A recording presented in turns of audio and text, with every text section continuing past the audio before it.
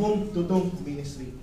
We cater for kids, we cater for young children, we cater for young adults, we cater for couples, for those single blessedness who we didn't find their partners or soulmates, so to speak, or those who want to pursue a better Christian living, but their spouses do not want to join them. We can do, we also cater for them. That's what they call handmaids of the Lord and the servants of the Lord. So basically, the people on your left, on your right, those are singles. Those are the young people that you will see. Those are wearing the red ones. They are the single ones. And some of us are couples. Some of us are married. Some of us are not married. So I hope you find the talks interesting. And like what I said earlier, this is a three module program. And each module will have at least 4 talks. We will have 4 talks each module. And this CLP will run for 5 weeks, as stated in the advertisement. 5 Sundays, and each time we will go here. And maybe to give you a brief background, we'll go to the talk proper. And just to introduce the speaker, this afternoon's speakers actually are coming imported. They're imported ones. They're coming from Singapore. And we're very blessed that we have brothers right now who are serving us from Singapore. And to give you the first talk, he's a Singaporean. He's a counselor by profession, and he has joined the community. He's been in the community since 1997. Correct, right, bro? 1997. 1997, and he's married for 27 years. And he has 3 lovely children. And basically, to give you more about himself, I'll give you Brother Benny Lam.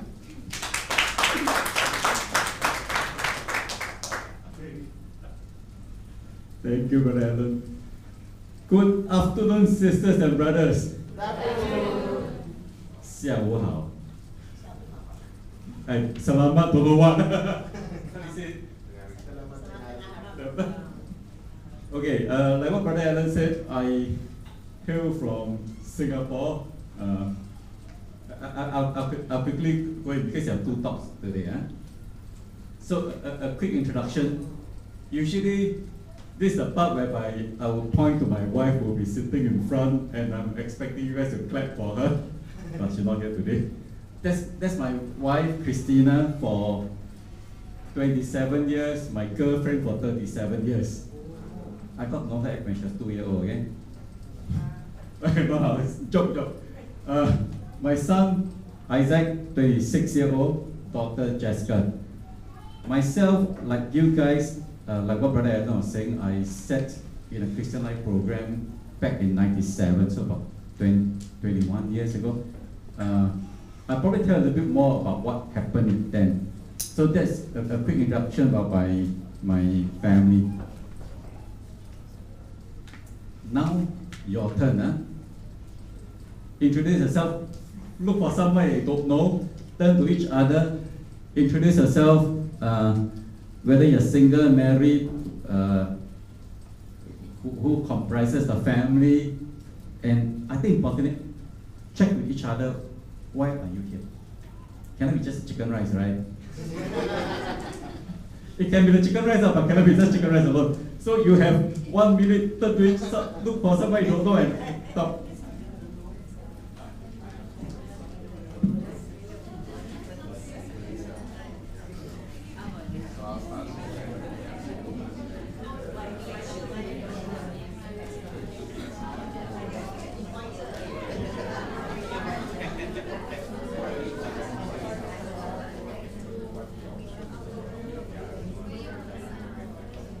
Thirty seconds.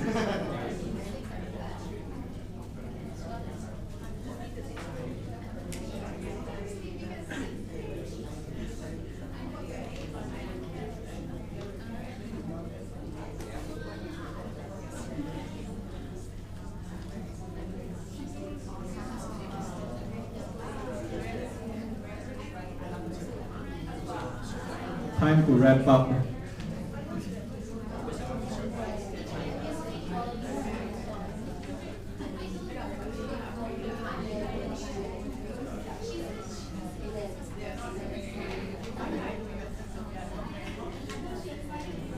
Okay, time's up. Time's up, sorry. No.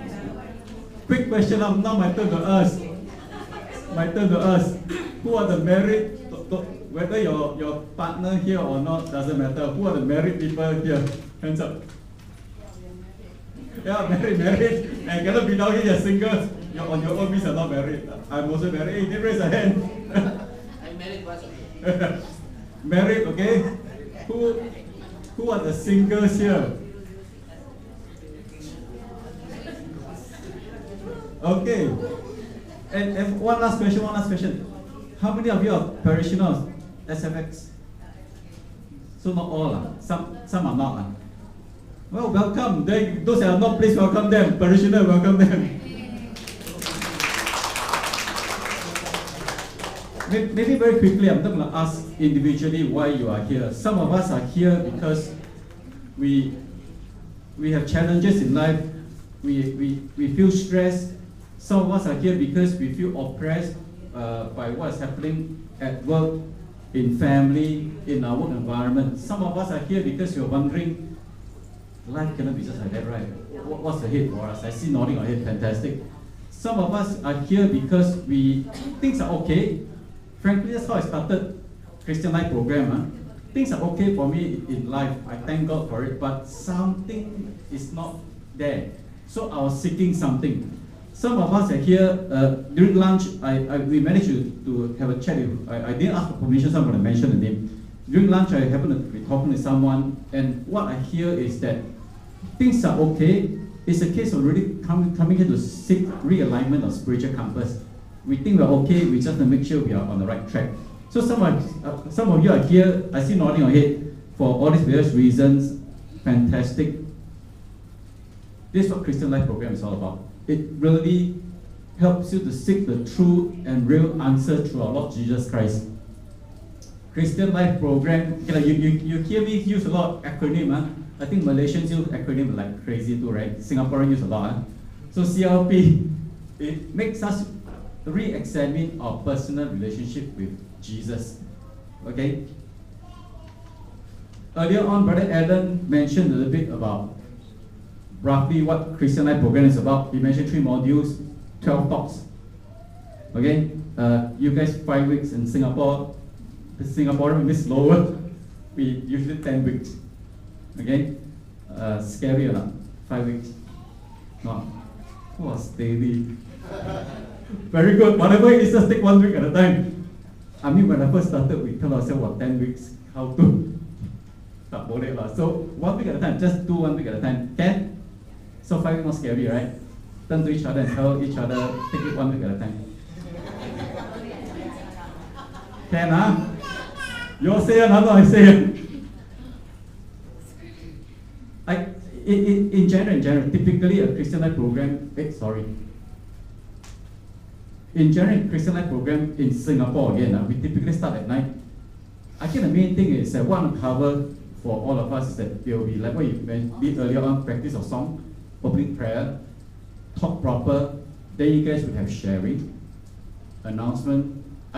We usually end with fellowship, but I think you guys have fellowship earlier. I don't know whether you're going to have fellowship after or not. But more or less, that's the program. Usually 2.5 hours, but because you guys doing 2 talks at one go, I think it will be about 3.5 hours. So in general, that's how it will be. A little bit more background about who is Couples for Christ. Okay, you need to know who are we that are bringing this program to you. We are an international Catholic movement intended for the renewal and strengthening of Christian family life. Importantly, we commit ourselves to the Lord and to one another in what we do, so that we can grow in maturity to fulfill our vocation of raising families grounded in Christian values in the service and love of God. I always like to say this in Singapore. CFC, we have Vatican recognition. We are the first, in fact, in 2000, when Vatican recognized CFC as a lay apostolic organization, we are the first in Asia to be recognized. I think by now there are probably another 1 or 2 more. we are a private international association of the faithful. This shows you, I always tell in Singapore we got license one. Okay, the Pope gave us license. Zoom in a little bit more, got license one. Okay, so don't play with. Fundamentally, what it means is this, what all these programs that we conduct for Vatican to recognize us, all our teaching materials, all our formation, Vatican actually back through. That's the significance. So whatever we are sharing with you, it's created by some of our members, but it's actually recognized by Vatican. So it's really aligned with our Catholic Church. CFC began in Manila in 1981. In Malaysia, it just started in 1995. Malaysia is 16 countries that CFC started. As of now, we have presence in 100 over countries. The number keeps changing. We used to put a specific number, but the number keeps changing, so we end up shortcut 100 over countries. Again, a quick overview. I always tell people, in fact, it's someone that mentioned to me, couples for Christ, the word couples for Christ is a misnomer. People see the word couple, sometimes get frightened, singles get frightened, people that are not coming here with their spouse get frightened, but we are more than just a couples ministry. We have for kids, 4 to 12-year-old, youth, 12 to 21. I talk about handmaids. Handmaids are for what is written there, women whose husband are unable to join, widows, older married women, older unmarried women, separated or divorced. And there's a male counterpart as well. And there's singles for Christ and of course couples for Christ. And interestingly, I was sharing with one of our participants during lunch too. That's also the beautiful thing about Couples for Christ being an international organization. We have husband could be working one location, wife to be staying put in the country, both supported by same community under different ministry. When they come back together, they are supported under couples. Many of our single brethren, they could have started as SFC, Singles for Christ. When they get married, they can progress on to couples. So like what Brother Alan mentioned, is really a womb-to-tomb ministry. So don't too happy, that was just the advertisement. Now it's talk proper, okay? Today's talk 1, God's love. My goal today is to communicate with all of us the truth that God loves us. Do you believe God loves you? Then I didn't do my talk already. Amen. I think once in a while we need to be affirmed. We need to share, learn from one another. Okay, so allow me just maybe 30 minutes to quickly share with you. As a talk progress, I will also share a little bit of my own personal journey. Okay. I think first truth that God loves us, God's love creates, okay? That's the first truth. And I think we can get this information from this basic instruction before leaving Earth. You know what it is, right? You know what it is, huh? Bible, Bible. From Genesis 1:27, so God created humankind in this image, in the image of God, He created them. Male and female, He created them. I think what's more significant after that, what God said. At the end of after He created everything, God saw everything He has made, and He actually declared it is very good. And when the man up there says it's very good, it is very good. So whatever God created is really meant to be really good. But as it is, we all know the story. Adam and Eve, out of pride, out of disobedience, didn't obey God. Despite the fact God being a righteous God, God had punished Adam and Eve. So He banished them from Garden Eden. Despite that, He still continued to look after them. He made clothes for them. Remember in the Bible, that's what was mentioned, right? Yet, when their first two kids, when Cain killed Abel, God was really very hurt. And same thing, being a righteous God, He actually punished Cain. And Cain himself was very worried. Cain said, gosh, everybody will be out there trying to will kill me because I offended, I killed my brother. But God actually spared Cain. God actually put a mark on Cain, nobody can touch him. Continue on, if you read salvation history, by then, human race was very corrupt, wicked. God really very upset. God decided to do a reset of creation. Before God decided to send the big flood to eradicate human race, Noah and his family were righteous. He decided to save them. That's why he instructed them to form the ark, and that family was saved, right? Same thing, you continue on again. Men start to be, everything okay already. Men start to be arrogant. Build the Tower of Babel because they felt that it can be as good as God, can be all the way up there. And I always joke with my children, this is all the start of second language. My son hated Chinese.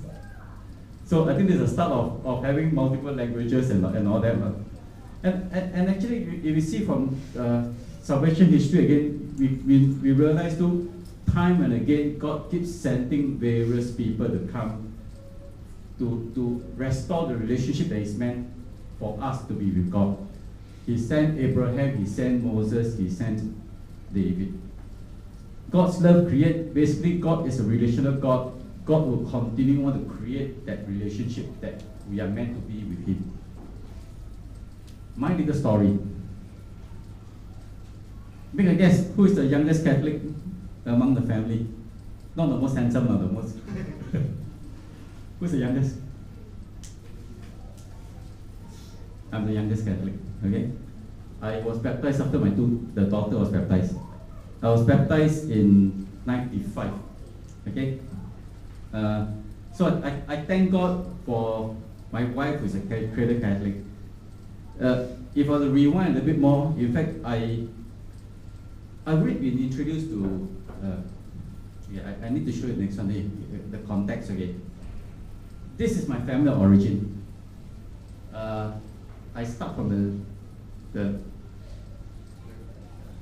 I go by sequential order, easier to explain. The guy at the back in red is my eldest brother, Anglican. Okay? The one to his left, the one on the right, the wearing grey shirt, my number 2 brother. I don't know which denomination is in, but he's a Christian. To my eldest brother's left, the most handsome one, number 3. Number 3, Catholic. Next, after me is my sister. She's a Presbyterian. The 4th brother, Buddhist. And the youngest, he used to be with one of those, what do you call those, you heard of City Harvest, New Creation, all that kind of, so it belongs to one of these kind of churches, on and off, on and off. So, struggling Christian per se. My parents, I would say my father don't really believe them. My mom, Buddhist. I grew up in a Buddhist family, fundamentally. Okay, that's what I'm going to share. And I think it's a very, I don't know about Malaysia, probably similar. It's a very typical thing in Singapore. We grew up in an environment like this. And like I said again, I was trying to say, during growing up years, at the age of 10, I was really introduced to Jesus. By God's grace, I was really introduced to Jesus. But because being a Buddhist family, I totally forgot about Christ. Until I met my wife, started going for Mass. Although I complained going for Mass, because then, I think it's the same thing in Malaysia. We then have a lot of French priests. I don't know what you check up, don't know what you're talking about. The acoustic in the church is bad. The accent is bad. I totally cannot get what's going on. But thank God, at least for the grace, I continue to stay in the Catholic Church until finally, like I said, when the daughter was born, after she was baptized, I decided to get baptized. As it is, that was how my wife and I looked like when we decided to get married. That was about the time. And of course, along the way, children came, blah, blah, blah. What was interesting, I grew close to the faith, I went away. God really brought me back again. I think it was amazing how I ended up like you guys in '97 to join Christian Life program. I think it should be seen. My Filipino parents probably cannot understand what I'm saying. Because brownout happens very often in Philippines, right? Right? Hardly happen in Singapore. Blackout. I don't know, Malaysia hardly, right? Once a blue moon, right? We were in so I'm going to tell you how God really, His love is so great that He really creates, He wants to build a relationship. He always want to draw me back to Him. Remember I mentioned to you, actually my family were quite okay. I thank God, we were actually doing fairly well. It's just I felt like something is missing. And we were actually in a shopping mall. I remember we were in Kentucky Fried Chicken. So a friend invited us for their children's birthday party. I like kids a lot. 1, 2, I'm an introvert. I still quite introverted actually. So because of this combination, I find the excuse I'll tell my wife, you talk with people, I will babysit. So I'll continue to do things with the kids. Until blackout happened, the staff told us, the Kentucky Fried Chicken staff told us, sorry, cannot play anymore, go and sit down. So we sat down in the dining area. And that's where the couple opposite us told us, what do you do on Sunday? How about coming to check out Christian Life program, Couples for Christ? That's how it started. I really am very amazed God blacked out the whole building to invite us to. How often does He black out, right? I really have never